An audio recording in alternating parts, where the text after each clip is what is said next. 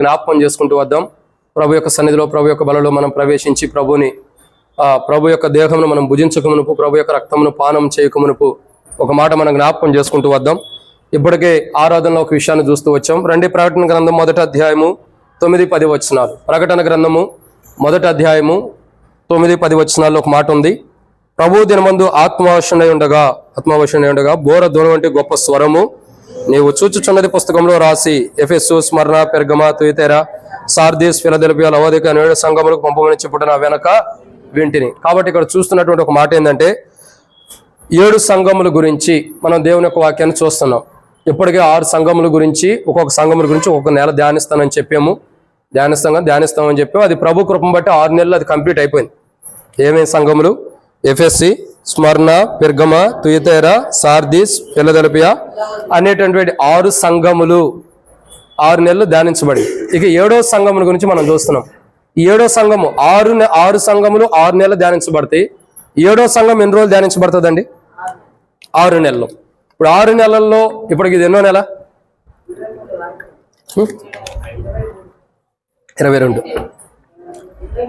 22 అంతే. కాబట్టి ఎందుకంటే 6 నెలలు, ఇప్పటికే 5 నెలలు కంప్లీట్ అయింది. 6 నెలల్లో ఒక వారం కూడా అయిపోయింది. ఇది 2వ వారం. సో ఇంకా 2 వారాలు ఉంటుంది. కాబట్టి దేవుని యొక్క వాక్యాన్ని జాగ్రత్తగా చూసినట్టయితే ఒక మాట ఉంది, లవోదికయ. ఈ లవోదికయ గురించి చూసినట్టయితే ప్రకటన గ్రంథం 3వ అధ్యాయము 16వ వచనంలో ఒక మాట రాయబడుతూ వచ్చింది. ప్రకటన గ్రంథం 3వ అధ్యాయము 16వ వచనం. నీవు వెచ్చగానైనను చల్లగానైనను ఉండక నిలువెచ్చనగా ఉన్నావు గనక నేను నిన్ను నా నోట నుండి ఉమ్మివేయ నిర్దేశించుచున్నాను. కాబట్టి లవోదికయతో ప్రభు మాట్లాడే మాట ఇంతకుముందు అనేక పర్యాయం చూస్తూ వస్తున్నాము. చాలా వర్తమానాలు, దరిదాపు 21 ఆదివారాలు ఆరాధనలు చూసాము లవోదికయ గురించి. 21 ఆదివారములు ప్రభు బల వర్తమానం చూసాం. ఇది 22వ ఆదివారం. ఎన్నో ఆదివారం? 22వ ఆదివారం. సో దీని గురించి ఇప్పటికే మనం అనేక కోణాలు లవోదికయ గురించి 22 ఆదివారాలు అంటే చాలా చూసాం.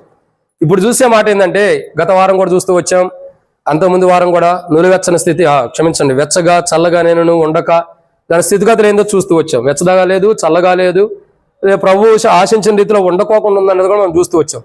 ఈరోజు చూసేటటువంటి ఒక మాట ఏంటంటే ప్రియులారా, నులివెచ్చని స్థితి ఎలా ఉంది లవోదికయ? నులివెచ్చని స్థితిలో ఉంది. ఇదే దీనికి ఎండింగ్ కూడా దగ్గరికి వచ్చేసింది. ఎలా వచ్చేసింది? ఎండింగ్ కూడా వచ్చేస్తుంది.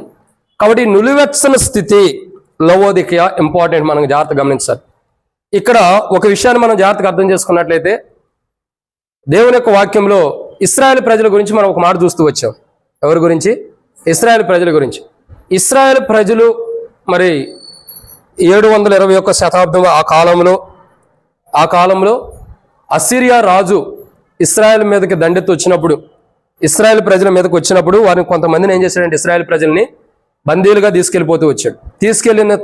బందీలుగా తీసుకెళ్లిన తర్వాత మరి ఇశ్రాయేల్ ప్రజలు వివాహం చేసుకోవడానికి స్త్రీలు లేరు. ఆ దినాల్లో ఇశ్రాయేల్ ప్రజలు వివాహం చేసుకోవడానికి స్త్రీలు లేని దినాల్లో ఇశ్రాయేల్ ప్రజలు ఏం చేస్తూ వచ్చారంటే అన్య స్త్రీలను వివాహం చేసుకుంటూ వచ్చారు. అదే మనం చూసినట్టయితే ఇంకా దాని గురించి ఒక వచనం కూడా కావాలంటే ఆదికాండంలో మొదటే ప్రభు చెప్పాడు, దేవుని కుమారులు నరుల కుమార్తెలను పెళ్లి చేసుకున్నారని బైబిల్లో రాయబడుతూ వచ్చింది. అంటే దేవుని కుమారులు ఇశ్రాయేల్ ప్రజలు, నరుల కుమార్తెలు అంటే అన్యులకు సాదృశ్యం ఉంటూ వచ్చింది. ఆ దినాల్లో 721 శతాబ్ద కాలంలో అసిరియా రాజు యుద్ధానికి దండెత్తి వచ్చినప్పుడు ఇశ్రాయేల్ ప్రజలను చెరగొనిపోయిన తర్వాత ఇశ్రాయేల్లో స్త్రీలు లేరు. అంటే పెళ్లి చేసుకోవడానికి పురుషులకి స్త్రీలు లేని సమయంలో వీళ్ళు అన్యులు పెళ్లి చేసుకుంటూ వచ్చారు.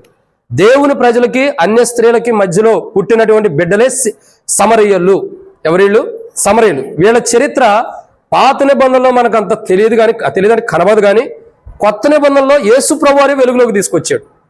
యేసు ప్రభువారు ఎక్కడ? మత్తయి సువార్త 10వ అధ్యాయం 5వ వచనంలో యేసు ప్రభువారు వీరిని వెలుగులోకి తీసుకొచ్చాడు.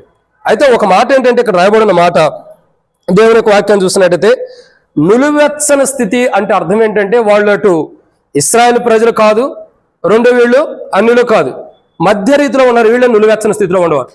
వీళ్ళే మిశ్రిత జనం అంటారు. వీళ్ళని ఏమంటారు?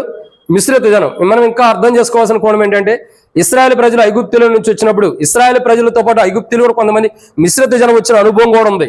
కొంతమంది వారిని అనుభవించిన వారు మధ్యలో రాలిపోగా మిగతా ప్రభు చిత్తం ఉన్నంత వరకే కానాను చేరిన అనుభవాన్ని మనం చూస్తూ వస్తున్నాం. మిశ్రిత జనం అంటే వీళ్ళు నులివెచ్చని స్థితిలో ఉండాలి. ఎలా ఉండాలండి? నులివెచ్చని స్థితిలో ఉన్నటువంటి ప్రజలు. అయితే ఇక్కడ బైబిల్ చూసేటటువంటి ఒక మాట ఏంటంటే, లవోదికయ నులువెచ్చని స్థితిలో ఉంది, అంటే సమరయ్యలు లాంటి స్థితిలో. ఒకప్పుడు సమరయ్యల లాంటి స్వభావం లవోదికకుండా ప్రభు సమరయ్యల లాంటి మనస్తత్వాన్ని ప్రభు మార్చి, సమరయ్యల లాంటి జీవితం మార్చి, అటువంటి జీవితం అటువంటి స్వభావం కలిగినటువంటి లవోదిక ప్రజలను మార్చి, వారు ప్రభువుని చేర్చుకోకపోయినప్పటికీ, వారిలో రక్షణ కార్యం లేనప్పటికీ, వారు ఏమంటారు జీవజలం ఇచ్చే ప్రభుని గుర్తెరకపోయినప్పటికీ, రక్షణ ఇచ్చే ప్రభుని గుర్తెరకపోయినప్పటికీ, తలవాల్చుకోవడానికి స్థలం ఇవ్వకపోయినప్పటికీ, ప్రభు అయితే వారి కొరకు అన్ని సమకూర్చి వారిని ప్రభు విడిచిపెట్టకుండా, ప్రభుని వారు విడిచిపెట్టినా ప్రభు వారిని విడిచిపెట్టుకోకుండా వారి కొరకు సమస్తాన్ని సమకూర్చాడు. అసలు సమరయ్యలు ఎలాంటి స్థితిలో ఉన్నారు? మొదటిగా ఆరాధనలో చూస్తే వచ్చాం, సమరయ్యలు మొట్టమొదటిగా చూసినట్టయితే ప్రభువుని చేర్చుకున్న స్థితిలో ఉంటాడు, కానీ ప్రభు వారిని చేర్చుకున్నాడు. 2, భేదాభిప్రాయాలు చూపించేవారు, కానీ ప్రభు వారిపైన భేదాభిప్రాయాలు చూపించకుండా వారిని దగ్గర తీసుకున్నాడు. 3, ఎలాంటి వారు? తలవాల్చుకోవడం స్థలం ఇవ్వని వారు, కానీ ప్రభు వారికి పరలోక రాజ్యంలో స్థలం ఇస్తున్నాడు. 4, దేవుని ప్రజలు కోపాన్ని తెప్పించేవారు, అయినా ప్రభు వారిపై ప్రేమను చూపించి వారికి దేవుని రాజ్యం ఇస్తున్నాడు. 5, వాదించేటటువంటి వారు ఎలా ఆరాధించాలో తెలియదు, కానీ ఆరాధించేది కరెక్ట్ అనుకుంటారు. కాబట్టి అటువంటి వాదించే వారికి ఆరాధన చేయాలో తెలియని వారికి ఆరాధన చేయాలో తెలియపరుస్తూ వచ్చాడు, వారిని విడిచిపెట్టాల సమరయ్యని. ఇక 6వదిగా చూస్తున్నట్టయితే ఒక రక్షణ ఇచ్చే ప్రభువుని గుర్తెరగని వారు, అయినా వారికి రక్షణ ఇచ్చాడు. 7వదిగా జీవజలం ఇచ్చే ప్రభువుని, ఆ ప్రభువుని గుర్తెరగని స్థితిలో ఉంటారు, అయినా వారికి జీవజలాన్ని సమరయ్యలకు ఇస్తూ వచ్చాడు. వారు నులువెచ్చని స్థితిలో ఉండ, మిశ్రిత జనంగా ఉండ, సమరయ్యలను ప్రభు విడిచిపెట్టుకోకుండా వారికి కూడా 7 ఆశీర్వాదాన్ని ఇస్తూ, వారు 7 ఆశీర్వాదంలో తప్పిపోయినా ఆపోజిట్ కూడా వారికి 7 ఆశీర్వాదాన్ని ప్రభు ఇస్తూ వచ్చాడు. ఇది మనం చూస్తున్నటువంటి ఆరాధన వర్తమానం.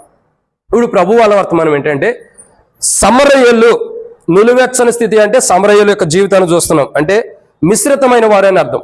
చూడండి, ఇటు నులువెచ్చని స్థితిలో ఉన్నటువంటి వ్యక్తి మారుమనసు పొందాడు. అర్థం చేసుకోండి అక్క మాటలు, తర్వాత డైరీ ఇవ్వండి తర్వాత. కాబట్టి నులువెచ్చని స్థితిలో ఉన్న వ్యక్తి ప్రభు యొక్క విధానం దగ్గర, ప్రభు దగ్గరకు వచ్చి మారుమనసు పొందాడు.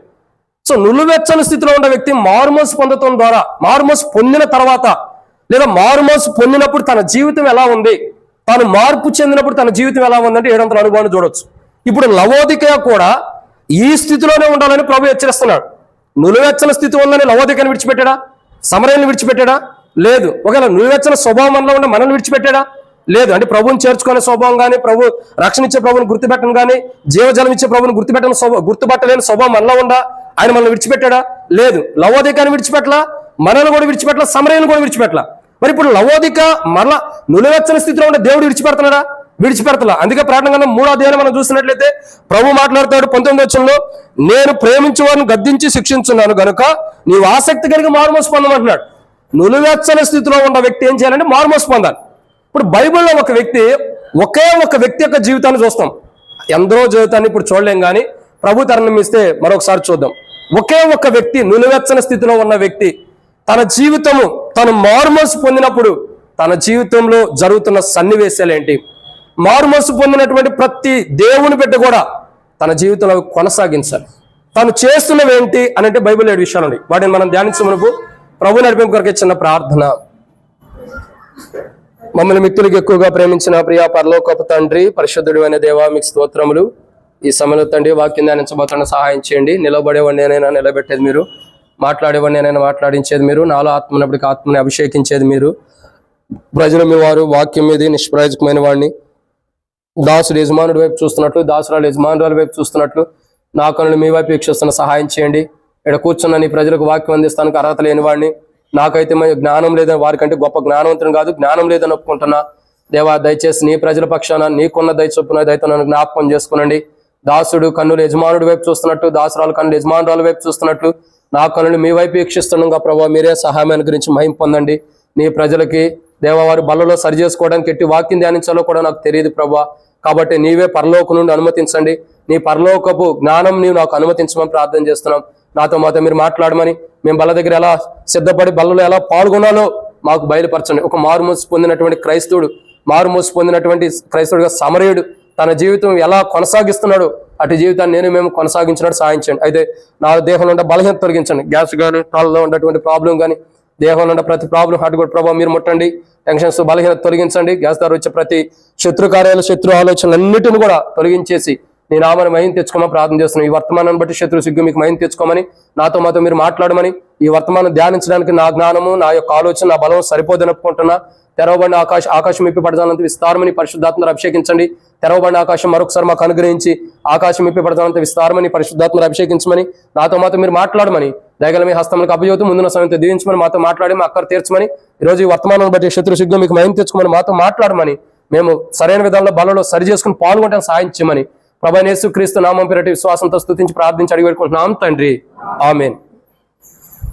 కాబట్టి దేవుని యొక్క వాక్యాన్ని చూసినట్టయితే ఒక మాట రాయబడుతూ వచ్చింది ప్రియులారా. ఏమని రాయబడుతూ వచ్చిందంటే, సమరయుడు ఒక వ్యక్తి, ఒక సమరయుడు ఒక నులువెచ్చని స్థితిలో ఉన్న వ్యక్తి, ఒక మిశ్రిత జనాంగానికి సంబంధించిన వ్యక్తి మారు మనసు పొంది తాను చేస్తున్నటువంటి పనులేంటి, మారు మనసు పొందినటువంటి ఒక నులువెచ్చని స్థితిలో ఉన్న వ్యక్తి ఎలా జీవిస్తున్నాడంటే బైబిల్లో 7 విషయాలు మనం జ్ఞాపకం చేసుకోవచ్చు. దాంట్లో మొదటి మాట చూసినట్లయితే లూకా సువార్త 17వ అధ్యాయం 14 వచనం.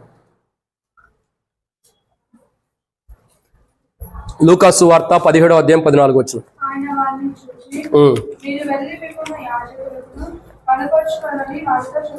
చాలక్క. కాబట్టి ఇక్కడ రాయబడిన ఒక మాట ఏంటంటే లూకా సువార్త 17వ అధ్యాయము 14వ వచనములో మనం చూస్తున్నటువంటి ఒక మాట ఏమందంటే, ఆయన వారిని చూచి మీరు వెళ్ళి మిమ్మల్ని యాజకునికి కనపరుచుకోనుడని వారితో చెప్పిన వారు వెళ్ళుచుండగా, ఇక్కడ మనం చూస్తున్నాం వారు వెళ్ళుచుండగా శుద్ధులేరి. ఓకే, ఇక్కడ రాయబడిన ఒక మాట ఏంటి, యేసుక్రీస్తు ప్రభువారు ఒక మార్గమున వెళ్తూ ఉన్నాడు అనుకోండి, ఒక మార్గమున ప్రయాణమై పోతున్నాడు. ఆయన యెరూషలేమునకు ప్రయాణమై పోతున్నప్పుడు సమరయ గలీల మధ్య కూడా వెళుచున్నాడు. ఆ ప్రాంతంలో కొందరు వ్యక్తులు ఉంటూ వచ్చారు. కొందరు వ్యక్తులు బలహీనతతోనూ అనారోగ్యంతోనూ ఉంటూ వచ్చారు. వారిలో వారందరూ కూడా ఏం చేస్తారంటే కుష్ఠరోగం కలిగిన వారు ఆయన ఎదుటికి వచ్చి, దావీదు కుమారుడా మమ్మల్ని కరుణించమని యేసు ప్రభు వారి దగ్గరికి వచ్చారు. దావీదు కుమారుడా మమ్మల్ని కరుణించమని యేసు ప్రభు దగ్గరికి వచ్చి కేకలు వేస్తున్నారు. కేకలు వేసినప్పుడు యేసు ప్రభు వారి స్వరాన్ని విన్నాడు. వారికి ఏం కావాలో అది అనుమతించడానికి ఇష్టపడ్డాడు. ఇప్పుడు యేసు ప్రభు వారు ఏమంటున్నాడు, 14వ వచనం, ఆయన వారిని చూచి మీరు వెళ్ళి మిమ్మల్ని యాజకుని కనపరచుకోవడానికి వారితో చెప్పాను, వారు వెళ్ళుచుండగా శుద్ధులైరి.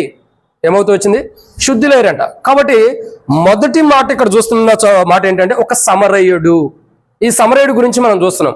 ఈ సమరయుడు ఎలాంటి వాడు అంటే, మారు మనసు పొందిన సమరయుని యొక్క క్రైస్తవ జీవితం ఎలా ఉంది, ఒక మారు మనసు పొందిన వ్యక్తి ఎలా ఉన్నాడంటే, మొదటి మాట చూస్తున్నాము, ఆ వ్యక్తి ప్రభు స్వరాన్ని వింటున్నాడు. ఏం చేస్తున్నాడు, ఒక సమరయుడు ప్రభు యొక్క స్వరాన్ని వింటున్నాడు. చూడండి, ఈరోజు చాలా మంది దేవుని బిడ్డలు, దేవుని ప్రజలు అనుకుంటున్నామే, కానీ మనం దేవుని స్వరాన్ని వినలేని స్థితిలో ఉన్నాం. దేవుని స్వరాన్ని వినటం అంటే చాలా శ్రేష్టకరమైనటువంటి ధన్యత. దేవుని స్వరాన్ని వినటం అంటే చాలా శ్రేష్టకరమైన ధన్యత. ప్రభు ఏమన్నాడు, మీరు వెళ్ళి యాజకుడికి కనపరుచుకోమన్నారు. ఈ మాట ఏదైతే ప్రభు చెప్పాడో, ప్రభు యొక్క స్వరము నుండి ఏ మాట అయితే వెదజల్లు పడుతూ వచ్చిందో, ప్రభు యొక్క స్వరం నుండి ఏ మాట అయితే బయటకు వస్తూ వచ్చిందో, ప్రభు నోట్లో నుండి వచ్చిన ప్రతి మాట, అప్పుడు ప్రభు పలుకుతున్న ప్రతి మాటను కూడా సమరయుడు ఏం చేస్తున్నాడు, విన్నవాడుగా ఉన్నాడు. అంటే అశ్రద్ధ జీవితం కలిగిన వాడుగా లేడు, పెరచేవి పెట్టిన వాడుగా లేడు. తానైతే ప్రభు దగ్గరకు వచ్చాడు, దావీదు కుమారుడు మమ్మల్ని కరుణించమన్నాడు, కుష్ఠరోగంతో బాధపడుతూ వచ్చాడు. ప్రభు అన్నాడు మీరు వెళ్ళి యాజకుని కనపరుచుకోమన్నాడు. ఎప్పుడైతే ప్రభు ఆ మాట మాట్లాడుతూ వచ్చాడో, ప్రభు ఎప్పుడైతే ఆ యొక్క స్వరాన్ని పలుకుతూ వచ్చాడో, ప్రభు యొక్క స్వరాన్ని విన్న దాసుడు మంచి సమరయుడుగా కనబడుతున్నాడు. ఎవరంటే ఒక సమరయుడు, ఒక మిశ్రిత జనము, ఒక నులివెచ్చని స్థితిలో ఉన్న వ్యక్తి ప్రభు యొక్క స్వరాన్ని, ప్రభు యొక్క స్వరంలో తేటగా వింటున్నటువంటి వ్యక్తి. మిశ్రిత జనంలో ఉన్న వ్యక్తితో ప్రభు మాట్లాడినప్పుడు ప్రభు స్వరాన్ని వింటున్నాడు. మిశ్రిత జనం ఎలాంటి వారు, వాస్తవాన్ని చూస్తే ప్రభువుని చేర్చుకున్నటువంటి వారు, రక్షణ ఇచ్చే ప్రభుని గుర్తెరగని వారు, జీవజలం ఇచ్చే ప్రభుని గుర్తెరగని వారు, ఇంకా చూసినట్టే వాదించేటటువంటి వారు, వితండవాదం కలిగిన వారు, ఇంకా భేదాభిప్రాయం కలిగి, ఇటువంటి సమాజంలో, ఇటువంటి ప్రజల మధ్యలో నివసిస్తున్న ఒక సమరయుడు తన జీవితము ఇటువంటి భయంకరమైన సమరయుల మధ్యలో ఒక సమరయుడుగా జీవిస్తున్నటువంటి ఒక సమరయుడు ఒక అనారోగ్యంతో, ఒక బలహీనత ఉన్నప్పుడు ప్రభు స్వరాన్ని తాను వింటూ వస్తున్నాడు. ఏం చేస్తున్నాడండి చెప్పాలి, ఏం చేస్తున్నాడు?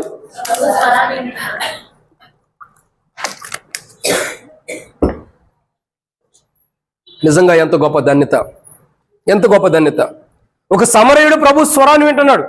వద్దనుకున్న వారు సమాజంలో ఉంటాడు, కాదనుకున్న వారు సమాజంలో ఉంటారు, వాదించేవారు సమాజంలో ఉంటారు, విత్తనవాదన చేసే సమాజంలో ఉన్నాడు.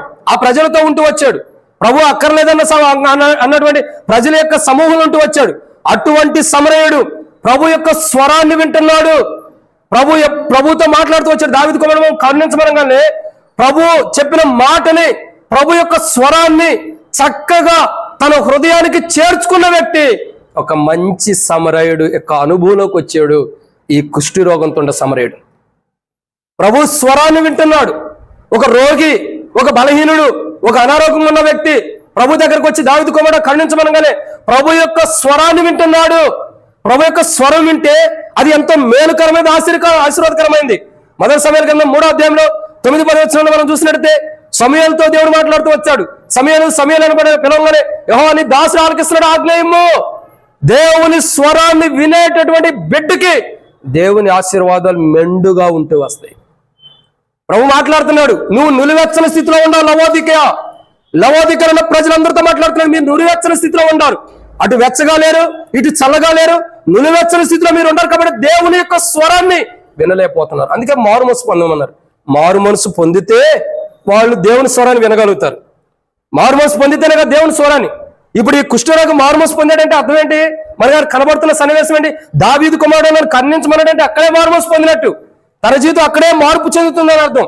ఆ వ్యక్తి యొక్క జీవితం ఏం జరుగుతుంది? మొదట మారు మనసు పొందడానికి ఇష్టపడిన క్రైస్తవుల్లో దేవుని స్వరాన్ని వింటున్నాడు. ఈరోజు చాలా మంది దేవుని బిడ్డలు దేవుని స్వరాన్ని వినేవారు తక్కువైపోయారు.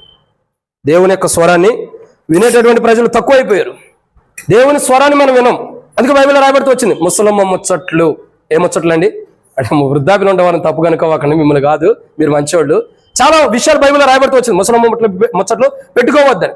ఈ రోజు చాలా మంది క్రైస్తవుల్లో, దేవుని ప్రజల్లో, దేవాలయం ఉంటూ కూడా, దేవుని మందిరంలో ఉంటూ కూడా, దేవుని సన్నిధిలో ఉంటూ కూడా, వాక్యం చెప్పేటప్పుడు వాక్యం వింటూ కూడా ముచ్చట్లు పెట్టుకునేవారు అనేక మంది ఉంటూ వస్తారు. చాలా మంది ముచ్చట్లు పెట్టుకునేవారు ఉంటారు. దేనికి?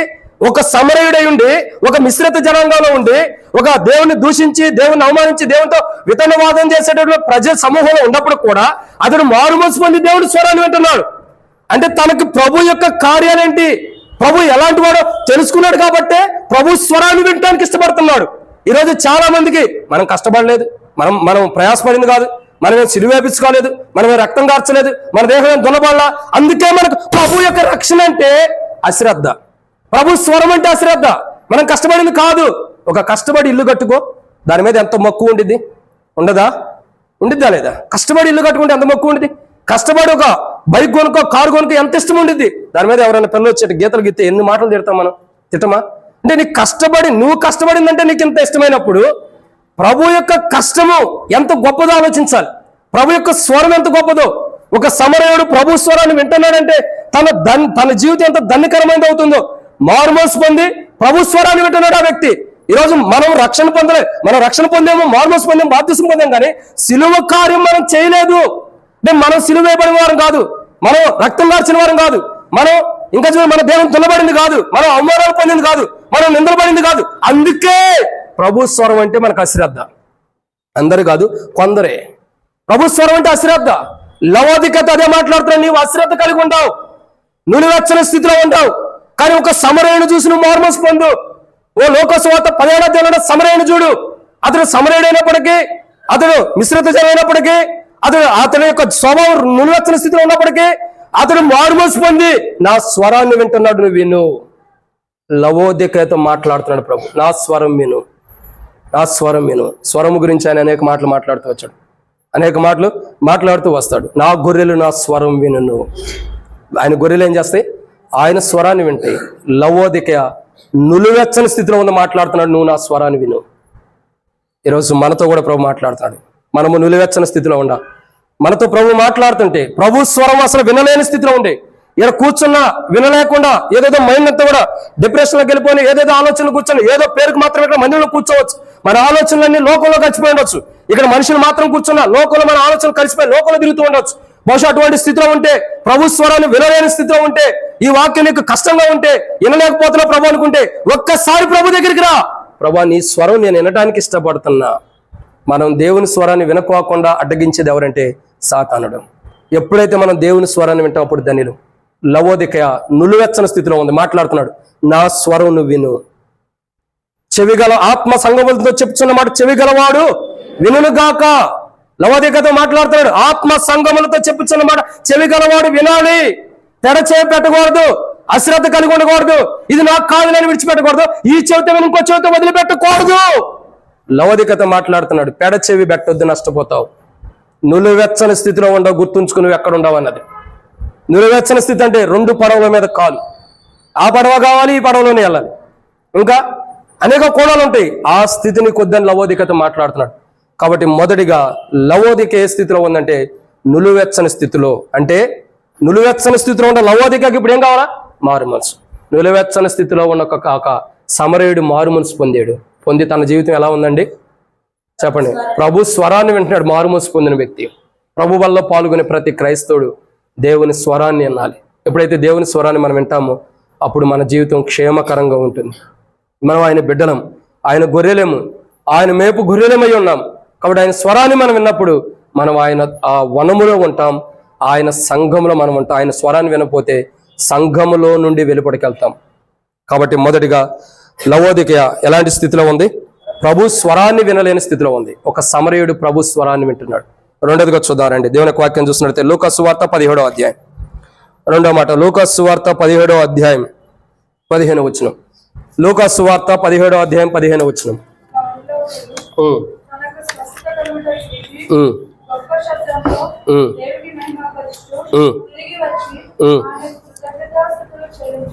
చాలా. కాబట్టి ఇక్కడ చూసిన మాట ఏంటంటే 15వ వచనము, లూకాసు సువార్త 17వ అధ్యాయం 15వ వచనంలో రెండో మాట ఏమని రాయబడుతూ వచ్చింది? వారిలో ఒకడు తనకు స్వస్థత కలుగుట చూచి. ఏం చేశాడు ఆ వ్యక్తి?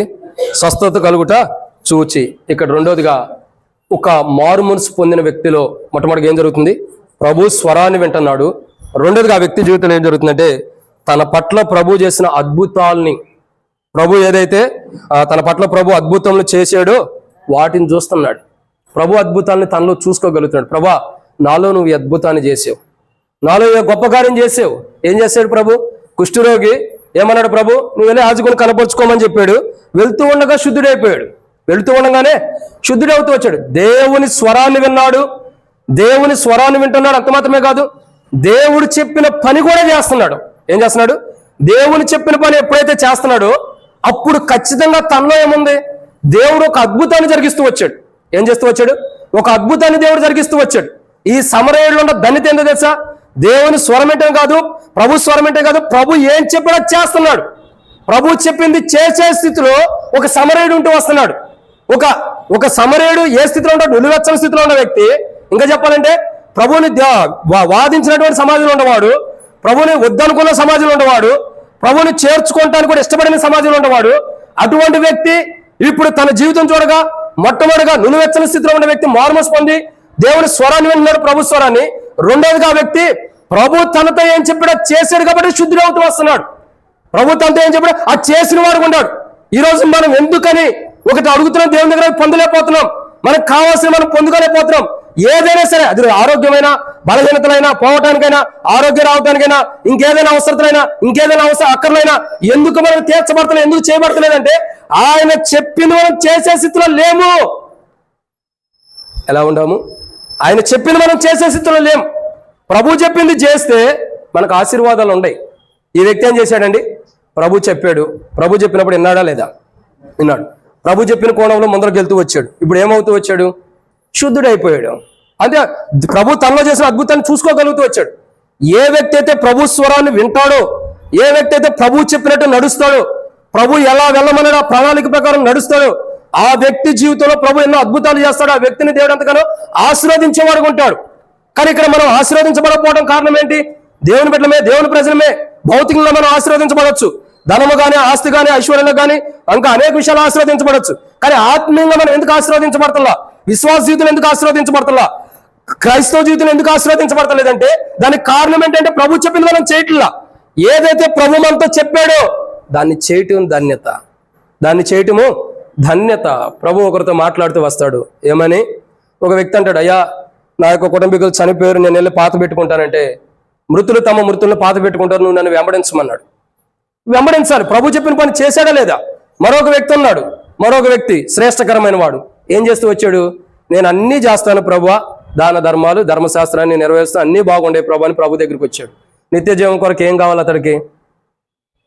ఏం చేయాలి అతడు? ప్రభు మాట్లాడుతూ వచ్చాడు, అయ్యా నీ కలిగిన వాటిని అన్నిటిని అమ్మేసి పేదలకు ఇచ్చి నన్ను వెంబడించమన్నాడు. మరి ఏం చేస్తూ వచ్చాడు? ఎట్లా వెళ్ళాడు? మొహం చిన్నబుచ్చుకుని వెళ్ళాడు. అది ప్రాముఖ్యమైన విషయం. ఎలా వెళ్ళాడు?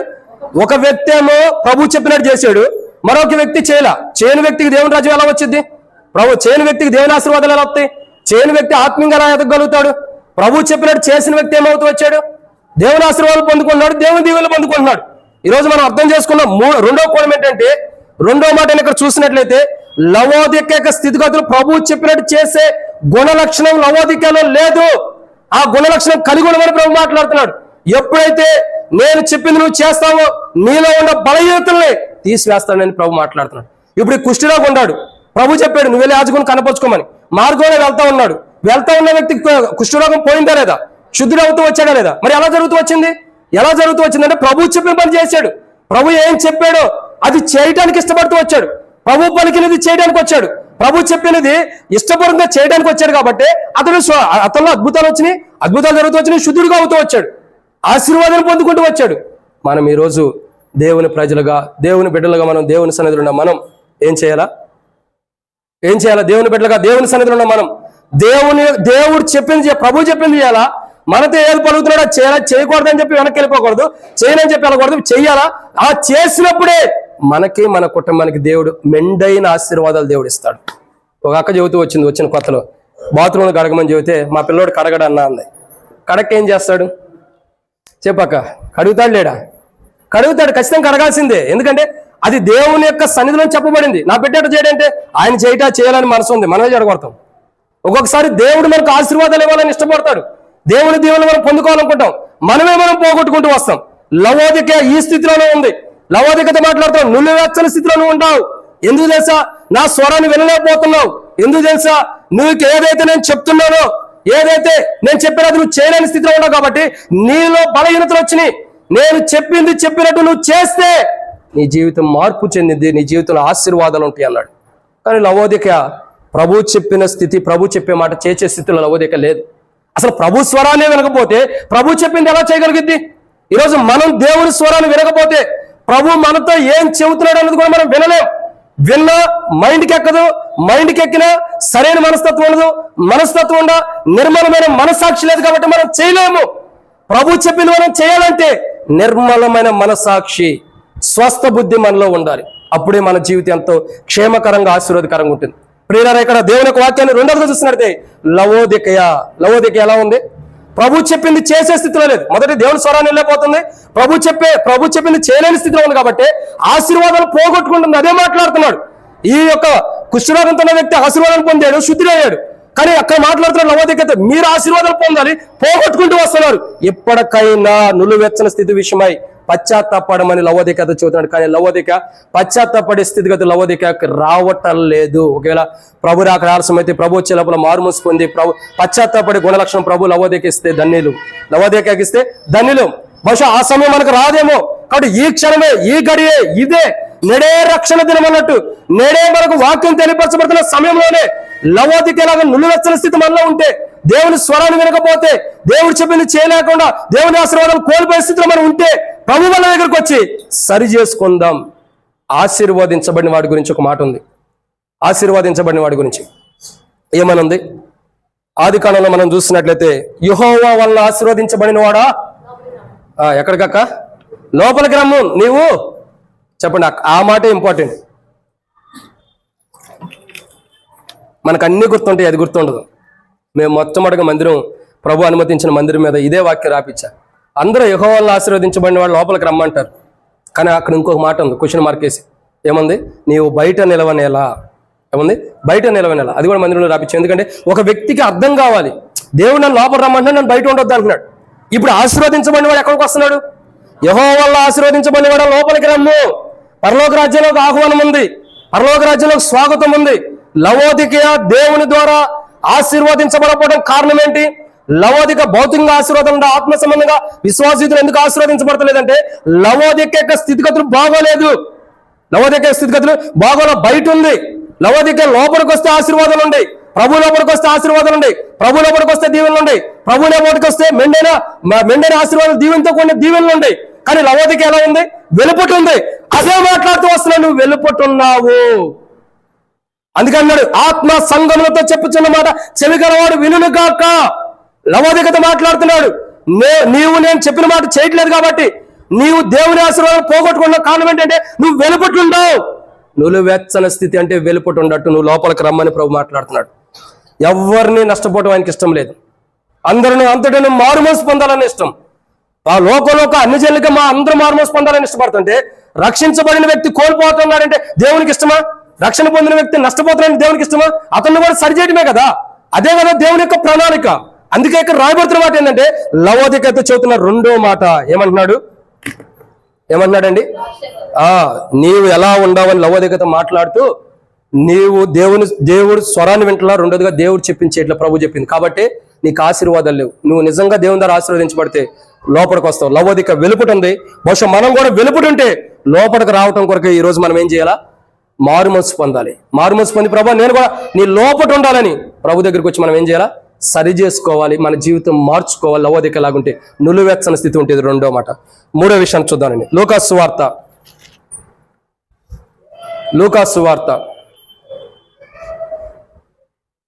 సువార్త 17వ అధ్యాయం.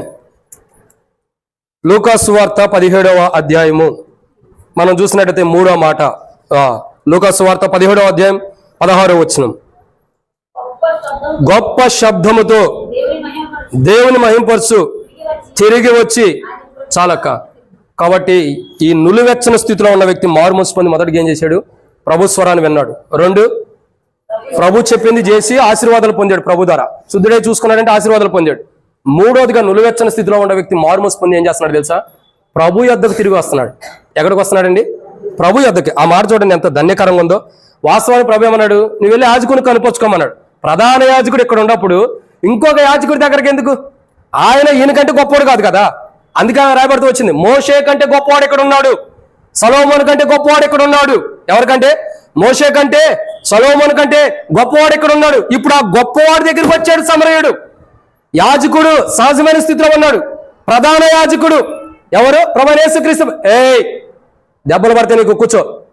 కాబట్టి మా యాజకుడు అన్న వ్యక్తి ఉన్నాడు, ప్రధాన యాజకుడు ఉంటూ వస్తున్నాడు. ఇప్పుడు ఈ వ్యక్తి ఎక్కడికి వచ్చాడు? యాజకుడి కంటే కూడా ప్రధాన యాజకుడు గొప్పవాడు కాబట్టి ప్రధాన యాజకుడి దగ్గరికే వచ్చాడు.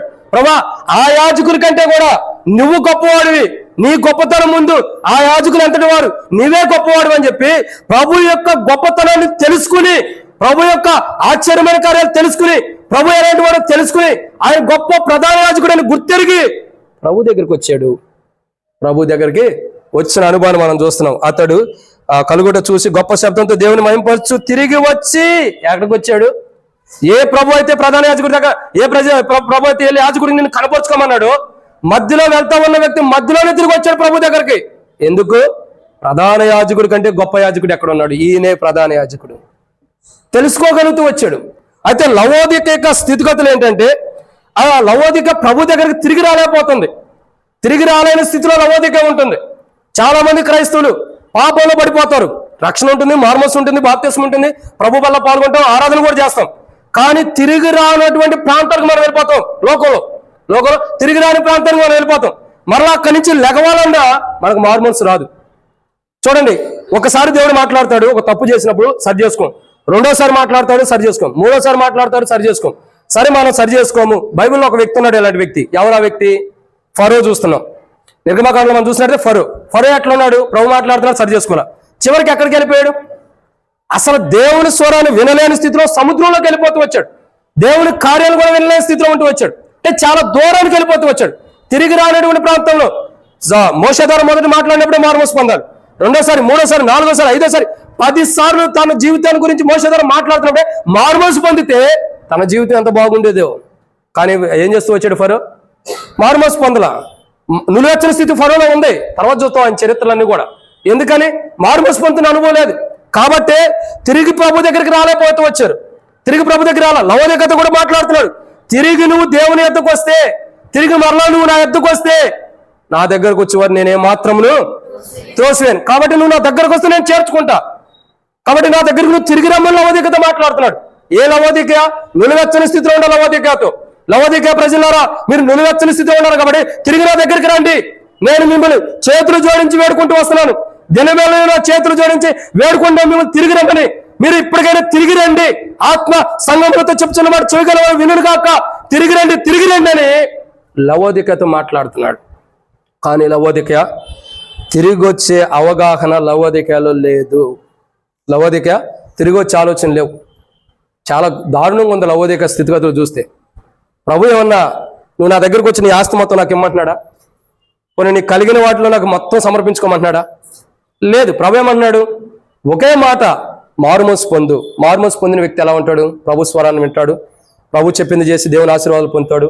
3 మారుమోసు పొందిన వ్యక్తి ఎలా ఉంటాడు? ప్రభు దగ్గరికి వస్తాడు. ప్రభు దగ్గరికే వస్తాడు, ఇంకెక్కడికి వెళ్ళాడు. ఎక్కడికి వస్తాడు? ప్రభు ఎదుటికే వస్తాడు, ప్రభు దగ్గరికే వస్తాడు. కానీ ఇప్పుడు లవోదిక ఎలా ఉంది? ప్రభు దగ్గరికి రావట్లా, ప్రభుకి దూరంగా వెళ్ళిపోతుంది, ప్రభుకి దూరంగా అవుతుంది. ఎంత దూరం వెళ్ళినా చివరికి ఆయన దగ్గరికి రావాలి. అది ఆశీర్వాదానికైనా తీర్పుకైనా, అది బహుమానానికైనా, అది మనం నీతి కిరీటం పొందటానికైనా, ప్రభు ద్వారా తీర్పు పొందటానికైనా, ప్రభు ద్వారా తీర్పు అంటే మధ్యాకాశంలో ప్రభు తీర్చే తీర్పుకైనా తిరిగి మనం ప్రభు దగ్గరికి రావాల్సిందే. భూమి తన చుట్టూ తాను తిరుగుతున్నట్టు మనం ఏం చేయాలా? చెప్పండి. భూమి గుండ్రంగా తిరుగుతున్నట్టు మనం ఏం చేయాలి? తిరిగి మళ్ళీ ఎక్కడికి వెళ్ళి ప్రభు దగ్గరికి రావాలి. అది విశ్వాస జీవితంలో క్రైస్తవ జీవితంలో బాగా కాపాడుకునేలా చివరి ప్రభు దగ్గరికి రావాలి. విశ్వాస జీవితంలో క్రైస్తవ జీవితంలో కాపాడుకోకుండా లోకంలో పడిపోయినా తిరిగి ప్రభు దగ్గరికి రావాలి. ఎందుకంటే అది ధవళ సింహాసనం. ఆ సింహాసనం మీద ఆయన తీర్పు తీర్చడానికి కూర్చున్నాడు. ఆ సింహాసనం ఎదుటే క్రైస్తవుడికి ఆశీర్వాదం ఉన్నాయి, క్రైస్తవుడిగా జీవిస్తూ కూడా పాపలు ఉండే వారికి తీర్పులు ఉన్నాయి. చివరికి మనం ఎక్కడుండా అక్కడికే రావాలి. ఎక్కడది? ధవళ సింహాసనం ఎదుటికి. ఇప్పుడు అదే ఆ రోజు నువ్వు రాకమునిపే, ఆ రోజు నువ్వు తీర్పుకు రాకమునిపే ఈ రోజే మారుమోసు పొందమని, ఈ రోజే జీవితం సరి చేసుకుని నులివెచ్చని స్థితిలో ఉండమని దేవుడు మాట్లాడుతున్నాడు. కానీ లవోదికయ తన నులివెచ్చని స్థితిని మార్చుకునే స్థితిలో లేదు. కానీ ప్రభు వచ్చినప్పుడు మారితే దేవుని వందనాలు, మారాలనే మనం కూడా లవోదికలు ఉండ. ఇప్పుడైతే నాకు తెలిసి లవోదికలు ఇప్పటికి సంఘం లేదని చాలా మంది బైబిల్ జ్ఞానులు చాలా మంది చెబుతారు. లవోదికలు ఇప్పుడు సంఘం లేదంట. ఎందుకంటే అంత దారుణమైన స్థితిలోకి వెళ్ళిపోయింది.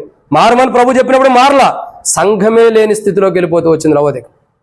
మనతో దేవుడు మాట్లాడినప్పుడు మనం మారకపోతే సంఘం వెలుపటకు మనం వెళ్ళిపోవచ్చు. సంఘంలో నుండి బయటికి దేవుడు మనం తీసేయచ్చు.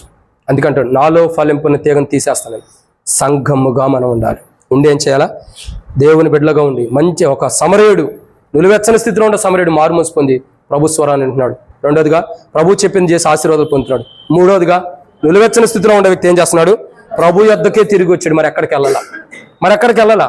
ప్రభువే కావాలని ప్రభు దగ్గర తిరిగి వచ్చాడు.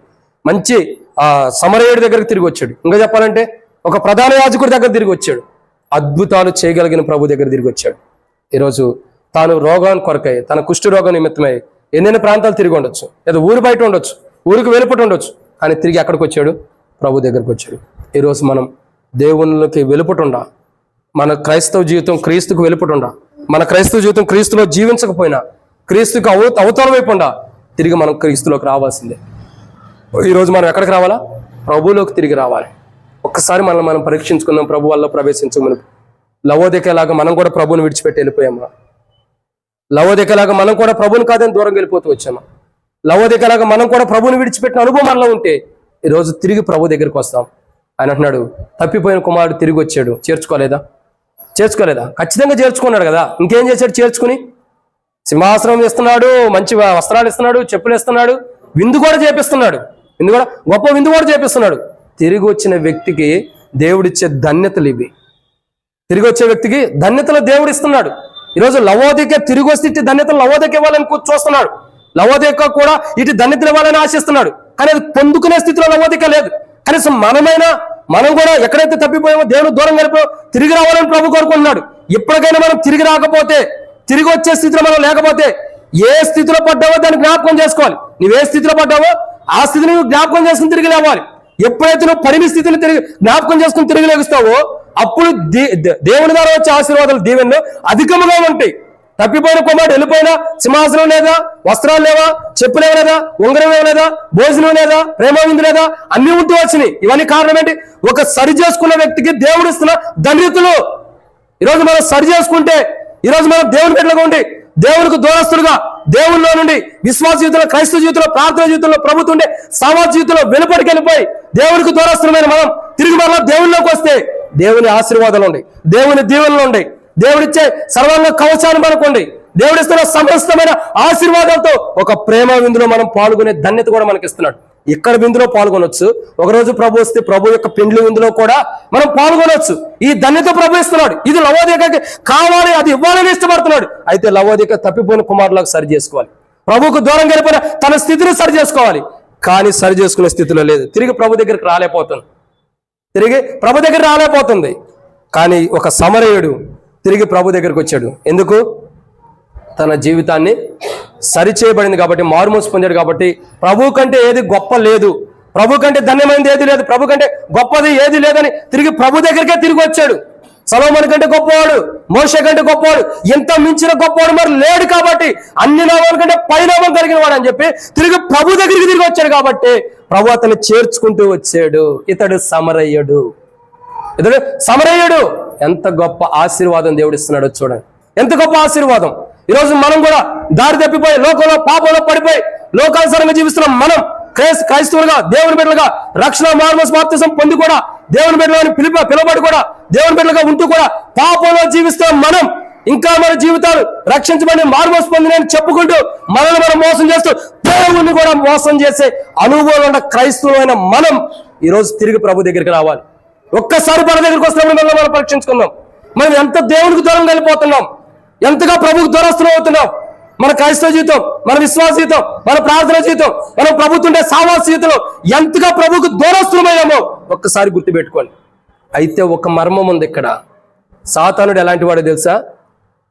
మనం ఏదైతే దూరం గెలిపోయిన స్థితిని జ్ఞాపకం చేసుకుంటామో అసలు దాన్ని జ్ఞాపకం రాకుండా చేస్తాడు. అర్థమవుతుందండి? ఏదైతే ప్రభు దగ్గర నుంచి మనం దూరస్తులమయ్యామో అది అసలు జ్ఞాపకం రాకుండా చేస్తాడు. సాతానుడు మనకంటే చాలా తెలియగలవాడు. అంటే దేవుని కంటే తెలియగలవాడు కాదులేండి, మనకంటే తెలియగలవాడు. ఎందుకంటే సాతాను గొప్పవాడు. ఎట్లా? మనం ఏదైతే ఒప్పుకోవాలని ముందుకు వస్తామో దాన్ని మర్చిపోయేటట్టు చేస్తాడు. ఇక అది మర్చిపోతాం, మళ్ళీ ఏదో ఒప్పుకోవడం ప్రయత్నిస్తాం, ఇది పోయింది ఈ లోపల. సాతానుడు మతి మరుపు తీసుకొచ్చి, అంటే మనం ఏది ఒప్పుకోవాలో అది ఒప్పుకోకుండా చేసేవాడు సాతానుడు. కానీ హృదయం అన్నిటికంటే మోసకరమైన దాంట్లో నివసించేవాడే సాతానుడు, మోసం చేసేవాడు. అయితే ప్రభు దాంట్లో నివసించాలి. అందుకే మనం ఏం చేయాలంటే తనను తాను తగ్గించుకున్నవాడు తను తగ్గించుకున్న సిలువను ఎత్తుకోవాలని బైబిల్ రాబడుతూ వచ్చింది. ఈ రోజు దారి తప్పిపోయి క్రీస్తుకు దూరస్తులమై లవోదికలాగా ప్రభువుకు దూరంగా మనం తిరిగి ప్రభు దగ్గరకు వచ్చి సాతానుడు ఎంత మనల్ని బాధించి ఎంతగా మనం చేసిన తప్పులు ఒప్పుకోకుండా చేసినప్పటికీ మనం కఠినం చేసుకోకుండా హృదయం లవోదికలాగా అనుకోకుండా మన హృదయం మనం సరి చేసుకుంటే ఈరోజు మనం ధన్యులం. ఆ తిరిగి వచ్చినటువంటి కుష్ఠరోగిలాగా మనం ఉంటాం, ఆ సమరయుడిలాగా. ఎందుకు? చాలా ధన్యత.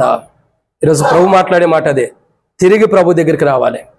ఎక్కడ ప్రభువుకు దూరస్థలమయ్యామో అక్కడ తిరిగి ఏ స్థితిలో పడ్డామో అది జ్ఞాపకం చేసుకుని తిరిగి రావాలి. తిరిగి వస్తే ఖచ్చితంగా ప్రభు చేర్చుకుంటాడు, సింహాసనం ఇస్తాడు, బహుమానం ఇస్తున్నాడు, మంచి వస్త్రాలు ఇస్తున్నాడు. అన్నిటికంటే ధన్యత నీ కొరకు ప్రేమ విందు సిద్ధపరుస్తున్నాడు. ఓ మాట చెప్పమంటారా? ఒక తప్పిపోయిన విశ్వాసి, రక్షణ మారుమనసు బాప్తిసం పొంది తప్పిపోయినటువంటి ఒక క్రైస్తవుడు తిరిగి ప్రభు దగ్గరికి వస్తే పరలోకంలో ప్రభు ప్రేమ విందు సిద్ధపరుస్తాడు. ఎక్కడ సిద్ధపరుస్తున్నాడండి? ఇక్కడ కాదు. బ్రదర్ నేను తప్పిపోయాను, నేను తిరిగి వచ్చాను, నా కొరకు సంఘస్థలేని విందు పెట్టలేదు అనవద్దు. అర్థమైందండి? ఇక్కడ కాదు ఆ విందు. తప్పిపోయిన ఒక దేవుని బిడ్డ తిరిగి దేవుని దగ్గరకు వస్తే పరలోకంలో దోతల ఎదుట ప్రభు యొక్క పెండ్లి విందు కనపడుతుంది అక్కడ. ఇప్పుడు ఆ తండ్రి చేయలేదా? తప్పిపోయిన కుమారుడు తిరిగి వస్తే ఎంత గొప్ప విందో. ఏ వస్త్రాలు కోల్పోయాం తప్పిపోయి, ఏ ఉంగరాన్ని కోల్పోయామో, ఏ బహుమానాలు కోల్పోయామో, ఏ సింహాసనాన్ని కోల్పోయామో, ఏ తండ్రితో ఉండే సావాసాన్ని కోల్పోయామో అదంతా తిరిగి సమకూర్చబడుతుంది. మరలా పోగొట్టుకునేవన్నీ కూడా తిరిగి వచ్చిన క్రైస్తవుడికి, తప్పిపోయిన తాను తిరిగి సరి చేసుకుని తిరిగి వచ్చిన క్రైస్తవుడికి పోగొట్టుకున్న ధన్యతలన్నీ మళ్ళీ ఇవ్వబడుతున్నాయి. అంతకంటే మెండైన ధన్యతలు ఇవ్వబడుతున్నాయి. పరలోకంలోనే మన కొరకే పరలోక తండ్రి మన కొరకే విందు చేస్తున్నాడంటే దానికి మించిన విందు ఎక్కడైనా ఉండిద్దా? దానికి మించిన ధన్యత ఏమైంది ఉందా? అసలు దేవుడు మన కొరకు ఎందుకు విందు చేయాలి? మనం తప్పిపోయింది, మనం సరి చేయబడింది మనం అంటే దేవుని దగ్గరకు వచ్చాం. కాస్త పెడితే మనం విందు పెట్టుకోవాలి. ఎందుకంటే ఒకప్పుడు నేను తప్పిపోయాను, సరి చేయబడి మన దేవుళ్ళలోకి వచ్చాను, విందు మనం చేసుకోవాలి. కానీ ప్రభు విందు చేస్తున్నాడు. నిజంగా ఒక ఆత్మ అంటే ప్రభుకి ఎంత సంతోషమో చూడండి. ఒక ఆత్మ అంటే ప్రభుకి ఎంత సంతోషమో. తప్పిపోయిన వారు ఎవరో కూడా విందు చేసుకుంటారా? అబ్బా నేను దేవుళ్ళ నుంచి తప్పిపోయిన ఈరోజు అయ్యా సేవకుడిగా నీ ఉండగాటి నా ఇంట్లో ఈరోజు కూడికి పెట్టి నేను తప్పిపోయినందుకు విందు చేస్తున్నాను రండి అని పిలుస్తారా? తప్పిపోయిన వ్యక్తి తిరిగి వస్తే పరలోకంలో తండ్రే విందు చేస్తున్నాడంటే అంత గొప్ప ధన్యత. ఈరోజు మనం తప్పిపోయిన మనం అందరం తండ్రి వద్దకు వస్తే ఆ విందు ఎంత అమోఘంగా ఉండిద్ది అర్థం చేసుకోండి. ఒక మాట ఉంది, సహోదరుల ఐక్యత కలిగి ఉండట ఎంత మేలు. మేలు సంగతి తర్వాత చూద్దాం. ఎంత మనోహరము. ఈరోజు తప్పిపోయిన ఒక క్రైస్తవుడు లవోదిక లాగా నులివెచ్చని స్థితిలో ఉండే ఒక విశ్వాసి తిరిగి ప్రభు దగ్గరికి వస్తే ఈ రోజుకు మించిన రోజు మన జీవితంలో ఇంకోటి ఉండదు. మనోహరమైన విధానంలో పరలోకంలో గొప్ప అద్భుత కార్యం మన పరలోకంలో కనపడింది. లేదులే ఇప్పుడు చూడలేము, పైకి చూడదు. అద్భుతమైన విధానంలో అంత గొప్ప ధన్యత దేవుడు మన ద్వారా మహిమ పొందాలని ఇష్టపడుతున్నాడు. అయితే తిరిగి రావాలి. ఆ వ్యక్తి ఎలా తిరిగి వచ్చాడో అలా మనం ఏం చేయాలా? తిరిగి రావాలి. తిరిగి వచ్చినప్పుడే ఖచ్చితంగా మన జీవితాలు ఎంతో క్షేమకరంగా ఉంటాయి. ఇదన్నమాట. 3, ఆ సమరయుడు. మొట్టమొదటిగా ఒక సమరయుడు నులివెచ్చని స్థితిలో ఉన్న వ్యక్తి దేవుని స్వరాన్ని విన్నాడు. నులివెచ్చని స్థితిలో ఉన్న వ్యక్తి ఏం చేశాడు? ప్రభు చెప్పిన మాట విన్నాడు కాబట్టి ప్రభు యొక్క అద్భుతాలు చూడగలిగాడు. నులివెచ్చని స్థితిలో ఉన్న వ్యక్తి తిరిగి ప్రభు దగ్గరికి వస్తున్నాడు. మరి ఎక్కడికి వెళ్ళటల్లా, ప్రభువే కావాలని సర్వస్వం ప్రభు అని ప్రభు దగ్గరికి వస్తున్నాడు. మరి దేని మీద మనసు పెట్టలా, మరి దేని మీద కూడా మనసు పెట్టలా. లోకం మీద కానీ పాపం మీద కానీ మరి దేని మీద కూడా. ఒకసారి అర్థం చేసుకోండి. కుష్ఠరోగి బలహీనంగా ఉన్నాడు, రోగం వచ్చింది, ఆ రోగం పోయింది, స్వస్థత వచ్చేసింది. రోగం అంతా కూడా ఏదైతే రోగం వచ్చిందో దాని నుండి విడుదల పొంది స్వస్థత వచ్చాడు. ఇప్పుడు తనకు కనబడాల్సింది ఏంది వాస్తవానికి? ఇప్పుడు జైల్లో ఒక వ్యక్తి ఉన్నాడండి. జైల్లో ఉన్న వ్యక్తికి ప్రభు ఏదో ఒక అద్భుతం చేసి మన ప్రార్థన ద్వారా విని నాకు ఒక సహోదరి కూడా రిక్వెస్ట్ ఇచ్చింది. అత్నూరులో ఒక వ్యక్తి జైల్లో ఉన్నాడంట, అతనికి బెయిల్ రావడం కొరకు ప్రార్థన చేయండి అని చెప్పి ఒక రిక్వెస్ట్ ఇచ్చింది. సరే, ఒక మాట చూద్దాం. జైల్లోకి వెళ్ళిన వ్యక్తి ఒకసారి రిలీజ్ అయ్యాడు అనుకో, రిలీఫ్ వచ్చేసింది, రిలీజ్ అయిపోయాడు. బెయిల్ మీద రాని అట్లానే రిలీజ్ అయ్యాడు పూర్తిగా. రిలీజ్ అయిన వ్యక్తి ఎక్కడికి వెళ్తాడు? మొట్టమొదట చెప్పండి, మీరు చెప్పండి. ఎందుకు వెళ్తాడు? రిలీజ్ అయిన వ్యక్తి ఎందుకు వెళ్తాడు? ఇంటికి ఎందుకు వెళ్తాడు? తన భార్యని, తన పిల్లల్ని, తన తల్లిని, తన తండ్రిని, తన అక్క చెల్లిని, అన్నదమ్ముల్ని అందరినీ చూసుకోవడానికి వెళ్తాడు. వెళ్తాడా లేదా? వెళ్తాడు కదా, వెళ్తాడు. అంతేగాని దేవుని మందిరానికి వెళ్తాడు ఫస్ట్? వెంటనే దేవాలయానికి వెళ్తాడా? ఫస్ట్ అందరి దగ్గరికి వెళ్ళి వాళ్ళందరినీ చూసుకున్న తర్వాత అప్పుడు గుర్తొస్తే, అది ఒక స్థితిగతులు ఉంటాయి కదా బైబిల్లో. యేసేపు కలభావం చెప్పిన తర్వాత ఆ పానదాయకుడు ఏం చేశాడు? తన స్థితిగతులు తనకు వచ్చిన తర్వాత మర్చిపోయాడు. అటు కూడా మనం మర్చిపోతాం. మళ్ళీ ఏదో స్థితి గుర్తు వచ్చినప్పుడు ఏదో ఒకటి వచ్చినప్పుడు ఓహో నేను దేవుని దగ్గరికి వెళ్ళాలి కదా అన్న గుర్తు వచ్చి అప్పుడు వస్తాం, అవునా? కానీ ఈ వ్యక్తి అలా లేడు. ఊరి వెళ్ళిపోటు ఉన్నాడు, ఒక రకంగా జైల్లో ఉండట్టే. కానీ ఆ వ్యక్తి కుష్ఠరోగి, ఊరి వెళ్ళిపోవడానికి కుష్ఠరోగి బయట ఉన్నాడు. ఇప్పుడు ఆ వ్యక్తి స్వస్థతను ఉందని ఎక్కడికి వస్తున్నాడు? భార్య దగ్గరికి వెళ్తల్లా, యాజకుడి దగ్గరికి వెళ్తల్లా, ఇంకెక్కడికి వెళ్తల్లా, స్నేహితుల దగ్గరికి, బంధుమిత్రుల దగ్గర, పిల్లల దగ్గరికి వెళ్తల్లా. బహుశా ఉన్నారో లేదు తర్వాత సంగతి. మరి ఎక్కడికి వస్తున్నాడు? సరే, తల్లిదండ్రుల దగ్గర కూడా వెళ్తల్లా, ప్రభు దగ్గరికే తిరిగి వస్తున్నాడు. నిజంగా తన జీవితం ఎంత గొప్ప ధన్యతో తిరిగి ప్రభు దగ్గరికి వస్తున్నాడు. ఎక్కడికి వెళ్ళడానికి ఇష్టపడాల? నా కుటుంబీకుల కంటే, నా బంధువుల కంటే, నా రక్త సంబంధుల కంటే, నా భార్య పిల్లల కంటే కూడా, నా అన్నదమ్ముల అక్క చెల్లి కంటే, నా తల్లిదండ్రుల కంటే కూడా ప్రభువే శ్రేష్టకరమైన వాడు. అందుకే తిరిగి ప్రభు దగ్గరికి వచ్చాడు. ఇంకెక్కడికి వెళ్ళాలా? ఈయనకంటే గొప్ప వాళ్ళు ఇంకెక్కడ ఉన్నారు? ఈయనకి మించిన వారు లేరు. నేను ఈ పరిస్థితిలో ఉంటే నా వారు వచ్చి నన్ను చూడకపోవచ్చు, నేను ఈ పరిస్థితి ఉంటే నా బంధువులు స్నేహితులు వచ్చి నేను ఎట్లా ఉన్నానో చూడకపోవచ్చు. కానీ ఈయన నా దగ్గరకు వచ్చాడు, నా స్వరాన్ని విన్నాడు, కాబట్టి నేను ఎన్ని మట్టుకు విడిచిపెట్టనని ప్రభు దగ్గరికి వచ్చాడు. ప్రభుని విడిచిపెట్టడానికి ఇష్టపడుతున్నా. ఈరోజు చాలా మంది దేవుని బిడ్డలు ప్రభుని విడిచిపెట్టేస్తున్నారు. మనం బైబిల్ ఉంటాం, మన దగ్గర గొప్పతనం కాదండి. బైబిల్ ఉంటామో, మందిరానికి రావటమో, ఆరాధన చేయటమో, బలలో పాల్గొంటామో ఇదే గొప్పతనం కాదు. ఒక క్రైస్తవుడు తన క్రైస్తవ జీవితాన్ని మారు మనసు పొందిన ఒక మంచి సమరయుడిలాగా తన జీవితాన్ని కొనసాగించడమే దేవుని చిత్తం. నులివెచ్చని స్థితిలో ఉన్న వ్యక్తి జీవితం మార్చుకోవడమే దేవుని చిత్తం. నులివెచ్చని స్థితిలో ఉన్న వ్యక్తి జీవితం మార్చుకొని స్వరాన్ని విన్నాడు, ప్రభు చెప్పింది చేస్తున్నాడు. 3వదిగా ప్రభు యొద్దకే తిరిగి వచ్చాడు. మరి ఎక్కడికి వెళ్తాడు? ఈరోజు మనం ప్రభు దగ్గరికి తిరిగి రావాలి. ఏ బలహీనతలో ఉన్నా ఎక్కడికి వెళ్ళకూడదు. అప్పుడే సమరయులు లాంటి మన జీవితం మార్చబడింది, లవోదిక లాంటి మన జీవితం మార్చబడింది, నులివెచ్చని స్థితి నుండి మార్చబడతాం. అయితే నులివెచ్చని స్థితిలో ఉండాలని విడిచిపెడతల్లా, వారిని కూడా దగ్గరికి చేర్చుకుని వారికి కూడా మారుమనసుని ఇచ్చి మళ్ళీ వారి జీవితాన్ని మార్చడానికే ప్రభు ఇష్టపడుతున్నాడు. తిరిగి రావాలి. ఈ రోజుకి మనం ఎక్కడ ఉండా? అగాధంలో ఉండా. యోనా అంటాడు, నా పాతాళపు పాశంలో అరికట్టి ఉండి అగాధంలో నుండి నీకు మొరపెడుతున్నాను. అగాధంలో ఉండేవాడు ఎక్కడికి వచ్చాడు? ప్రభు దగ్గరికే వచ్చాడు. మరి ప్రభు ఏం చేశాడు? అగాధం నుండి బయట వేసాడు. నువ్వు ఏ అగాధంలో కూరిపోయిన అగాధం నుండి ప్రభుని గుర్తు చేసుకుని ప్రభు యొద్దకు తిరిగిరా.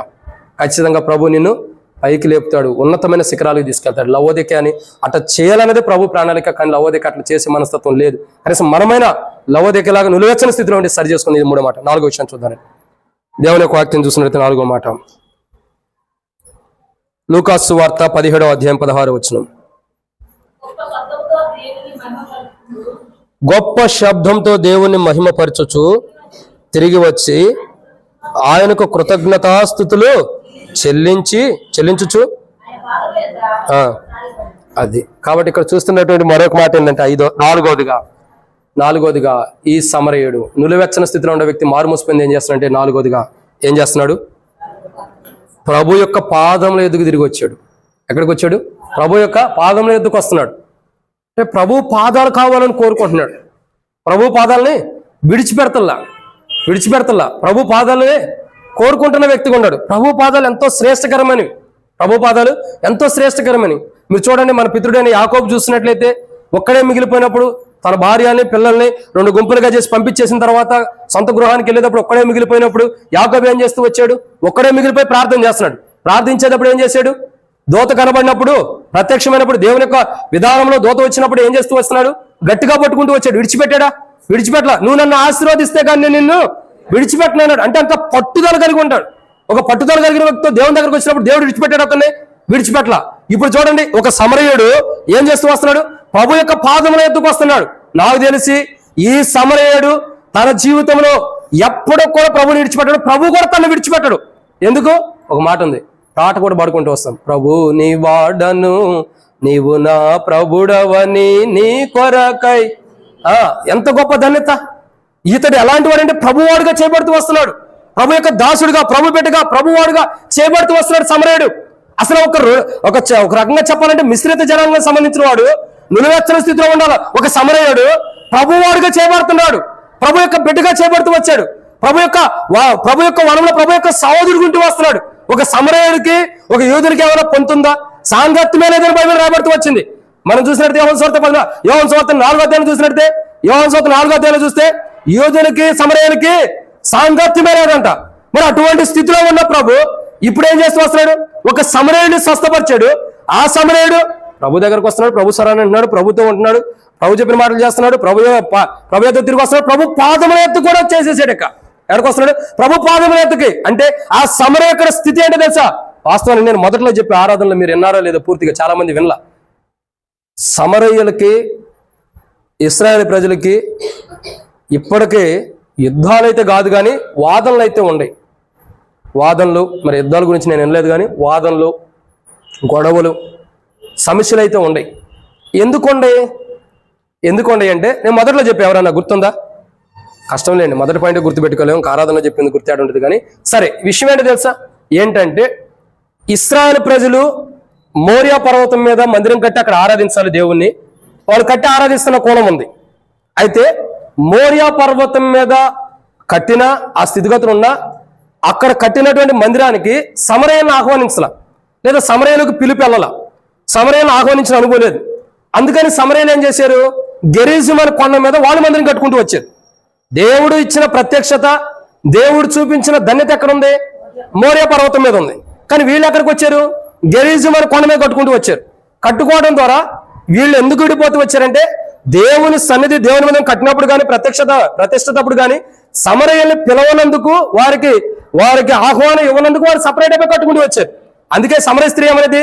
అయ్యా యూదులైన మీరేం చెబుతారు? మేము ఆరాధించేది కరెక్ట్ కాదని మీరు చెబుతారు, కానీ మీరు ఆరాధించేది కరెక్ట్ అని మీరు చెబుతారని ఒక సమరయ స్త్రీ ప్రభు దగ్గరకు వచ్చి యోహాను సువార్త 4వ అధ్యాయం 20వ ప్రభుతో చెబుతూ వస్తుంది. అంటే అక్కడ అర్థం ఏంటి? సమరయులమైన మేము ఆరాధించేది కరెక్ట్ కాదని మీరు చెబుతారని యూదులమైన నీవు అని మాట్లాడుతూ వస్తుంది. నేను అర్థం చేసుకోవాల్సిన నీ కోణం ఏంటంటే, సమరయులు ఆరాధించే కోణం గెరిజిం అనే కొండ మీద ఉంది. యూదులు అంటే ఇశ్రాయేలు ప్రజలు ఆరాధించేదేమో మోరియా పర్వతం మీద ఉంది. ఇప్పుడు దాని విషయంలో ఇద్దరికి భేదాలు ఉన్నాయి. అసలు భేదం ఎందుకు వచ్చిందంటే వాళ్ళని పిలవనందుకు, మీరు మమ్మల్ని పిలవలేదు అన్నదానికి భేదం వచ్చింది. దాని కొరకు వాళ్ళు వెళ్ళిపోయి సపరేట్ మందిరం కట్టుకుంటూ వచ్చారు. ఇక సపరేట్గా అవుతూ వచ్చారు. అప్పటి నుండి వారిద్దరి మధ్యలో భేదాలు ఉండే, వాదనలు ఉండే. ఇద్దరి మధ్యలో ఏముంది? భేదాలు ఉండే, వాదనలు కూడా ఉంటూ వచ్చినాయి. మరి చూడండి, ఇశ్రాయేలు ప్రజలకి సమరయులకు వాదాలు ఉండే, భేదాలు ఉండే, వారిద్దరి మధ్యలో సమాధానం లేదు. అయినా ఇప్పుడు ప్రభు ఏం చేశాడు? ఒక సమరయుడికి స్వస్థపరిచాడు. సమరయుడు తిరిగి వచ్చాడు, ప్రభు చేర్చుకున్నాడు. సమరయుడు ప్రభు స్వరాన్ని విన్నాడు, ప్రభు ఇష్టపడ్డాడు తనతో మాట్లాడడానికి. సమరయుడు చెప్పడానికి ఇష్టపడ్డాడు. సమరయుడు కూడా చెప్పింది చేసి ఆశీర్వాదం పొందుతూ వచ్చాడు. మరి సమరయులకు వాదనలు ఉన్నప్పుడు సమరయులు విడిచిపెట్టాలిగా, అయినా విడిచిపెట్టాలి. ప్రభు దగ్గరకు తీర్చాడు. అదే క్రీస్తు యేసు యొక్క ప్రేమ. ఇటువంటి సమరయుడికి ప్రభు ఏం చేస్తున్నాడు? ఇటువంటి సమరయుడు, వాస్తవం నేను ఎందుకు చెప్తున్నానంటే, సమరయులకి ఇశ్రాయేలు ప్రజలకి పొంతన ఉండేటప్పుడు ఒకరినొకరు తగ్గించుకునే గుణలక్షణం ఉండదు, ఒకరి మధ్యలో ఒకరికి తగ్గించుకునే స్వభావం ఉండదు. కానీ ఇప్పుడు ఈ సమరయుడు ఏం చేస్తున్నాడు? నేను సమరయుని కదా అని హెచ్చించుకోవాలా. ఏం చేశాడు? వచ్చి అయ్యా మా పితరులు ఆరాధిస్తున్నారు, అది కరెక్ట్ అని చెప్పలా. ప్రభు దగ్గరికి వచ్చి సమరయ స్త్రీలాగా చెప్పలా. మరి ఏం చేశాడు ఈ సమరయుడు? తన స్థితిగతులు ఏంటో తెలుసుకున్నాడు, తాను ఏ తప్పులో ఉన్నాడో తెలుసుకున్నాడు, తాను ఏ రాంగ్ మార్గంలో వెళ్తున్నాడో తెలుసుకున్నాడు, తన పొరపాట్లు ఏంటో తెలుసుకున్నాడు. ఎమ్మటే తన పొరపాట్లు సరి చేసిన ప్రభు దగ్గరికి వచ్చాడు. నీవే కరెక్ట్ అని ప్రభు పాదముల దగ్గరికి వచ్చేసాడు. ఏం చేశాడు? ప్రభు పాదముల దగ్గరికి వచ్చాడక. అసలు ఒక సమరయుడు ఇశ్రాయేలు పాదములు మొక్కటం అన్నది అసాధ్యం, అది జరగదు. ఎందుకంటే ఇశ్రాయేలుకి సమరయులకి సంబంధం లేదు, సాంగత్యం లేదు, ఇద్దరి మధ్యలో సావాసం అనేది కూడా తక్కువ. మరి ఇటువంటి సమరయుడు తనను తాను తగ్గించుకుని ప్రభు పాదముల దగ్గరికి వచ్చాడు. ప్రభు పాదముల దగ్గరికి వచ్చాడు. అందుకే ఆ సమరయుడు యొక్క జీవితం ఎంతో ధన్యకరమైన విధంగా ఆశీర్వాదకరంగా ఉంది. ఈరోజు లవోదికయతో మాట్లాడుతున్నాడు. నీకు ఆస్తి ఉండొచ్చు, ధనం ఉండొచ్చు, బంగారం ఉండొచ్చు, ఇంకా నీకు విలువ కలిగిన వస్త్రాలు అన్నీ ఉండొచ్చు నువ్వు, కానీ నువ్వు తగ్గించుకుని నా దగ్గరికి సమరయుడిలాగా వస్తే నీలో ఉన్న నులివెచ్చని స్థితిని నేను తీసేస్తానంటున్నాడు. కానీ లవోదికయ తగ్గించుకునే అనుభవం లవోదికయకు లేదు. ఎందుకంటే వాళ్ళు ఏమంటారు, వారు పెరిగిన వాతావరణం అలాంటిది, వారు జీవిస్తున్న జీవితం అలాంటిది, వారు ఉన్న ప్రజల మధ్యలో అలాంటి మనస్తత్వం కలిగిన ప్రజల మధ్యలో ఉంటారు. తగ్గించుకునే స్వభావం కలిగిన మనుషుల మధ్యలో వాళ్ళు లేరు, తగ్గించుకునే స్వభావం కలిగిన మనుషుల మధ్యలో లేరు. కానీ ఈ రోజు మనం తగ్గించుకునే ప్రభువులో ఉన్నాం, తగ్గించుకునే ప్రభు యొక్క సమాజంలో ఉన్నాం, ప్రభు యొక్క సంఘంలో ఉన్నాం. తనను తాను తగ్గించుకున్నవాడు హెచ్చించబడు. కాబట్టి ఈరోజు మనం తగ్గించుకునే స్వభావంలో ఉన్నాం. కాబట్టి లవోదికయ లాగా చెప్తున్నాడు, వింటలేదు. మనం కూడా అట్లా వినకపోతే నష్టపోతాం. సమరయుడిలాగా మనం ఏం చేయాలా? తగ్గించుకుని ప్రభు పాదముల ఎదుటికి రావాలి. ఎక్కడికి రావాలా? ప్రభు పాదముల ఎదుట. ఎప్పుడైతే ప్రభు పాదముల దగ్గరికి మనం తగ్గించుకుంటామో మన జీవితం ఆశీర్వాదకరంగా ఉండేది. లవోదికయ తగ్గించుకునే స్వభావం లేదు. కనీసం లవోదికలాగా మనం ఉండొద్దని వాక్యం హెచ్చరిస్తాం. ఏ విషయంలో మనం తగ్గించుకోవాలో, తనను తాను తగ్గించుకున్నందుకు మాత్రం నష్టమేం లేదు. ఒక విషయంలో మనం తగ్గించుకున్నందుకు మాత్రం మనం తక్కువ అవుతామా? లేదా మన ఆస్తి, మన ఇల్లు, మన కలిగిన ఏమైనా పోతాయా? ఏం పోవు. కానీ దేవుని ఆశీర్వాదం మనకు వచ్చేది. కాబట్టి లవోదికయ తగ్గించుకోలేకపోతుంది, అట్టి ధన్యతను పోగొట్టుకుంటుంది. మనం తగ్గించుకుందాం, దేవుని దగ్గరకు వస్తాం. వాక్యం ఒకటి, తను తాను తగ్గించుకున్నవాడు. ఇప్పుడు ఈ సమరయుడు నేను సమరయుని కదా అని అనుకోవాలా, నేను సమరయుని కదని అతిశయించలా. తగ్గించుకున్నాడు, ప్రభు పాదంలో ఎద్దబడ్డాడు, ప్రభు దీవెనలు పొందుతున్నాడు. నాకు తెలిసి అతడు పరలోక రాజ్యంలో ఒక మంచి బహుమానం పొంది కూర్చుంటాడు. అట్టి ధన్యత లవోదిక కావాలని ప్రభు కోరాడు, కానీ పొందట్లా. కనీసం మనమైన అట్టి ధన్యతలోకి వద్దాం, కొరకే ప్రయాసపడదాం. ఇది 4వ మాట. 5వ విషయాన్ని చూద్దాం.